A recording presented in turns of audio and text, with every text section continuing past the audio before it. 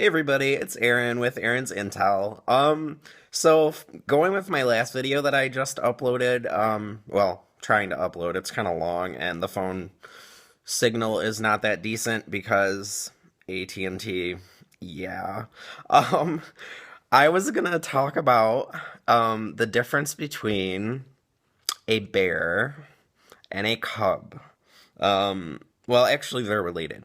So let's throw in the definition of a twink to that because they're kind of polar opposites. So a bear is a hairy man, usually kind of stocky. Maybe he's heavy set, or even he could be considered fat.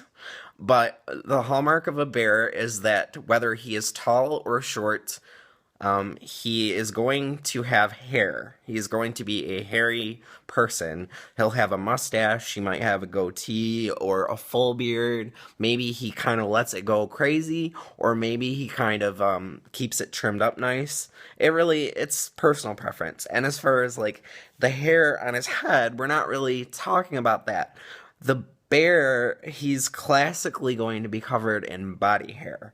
And, for me, like, there's a little bit there, but I consider myself a cub, and a cub is basically kind of how it sounds. If you think about bears and their children, well, a mama bear has cubs. Well, in the gay world, a cub is a younger version of a bear.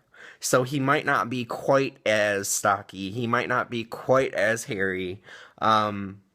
There's also something else called an otter, which is basically a thin bear. So if you have a bear that has pretty low body fat percentage, maybe like 5%, 2% body fat, he's pretty thin, but he's still hairy, and he still has this going on, he's considered an otter.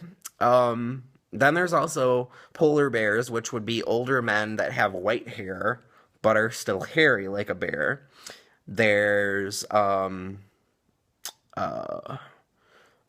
kinds of bears, like a grizzly bear. I'm not really sure what a grizzly bear is. A panda bear, which can be considered offensive to some people, is like an Asian person who is a bear. Yeah, and that's when you start, really getting deep into the gay bear mythos. There's a different bear for every, guy, I guess. And maybe a guy could be like, well, I'm not really a bear, I'm more of a cub. And some guys, they might look like a bear, but they don't prefer to be called a bear, or they don't prefer to be called a cub. I would say a cub would be any person that's heading towards being a bear that's probably like between the ages of 18 and maybe 20, 28. I don't know. If you're older than 30, you're probably a bear. You might as well just call yourself a bear and just go there.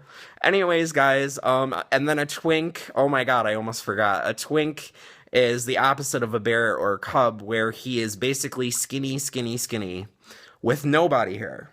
So he has no beard, no mustache, he shaves everything, he waxes, he's skinny, he looks like a skater, that's a twink.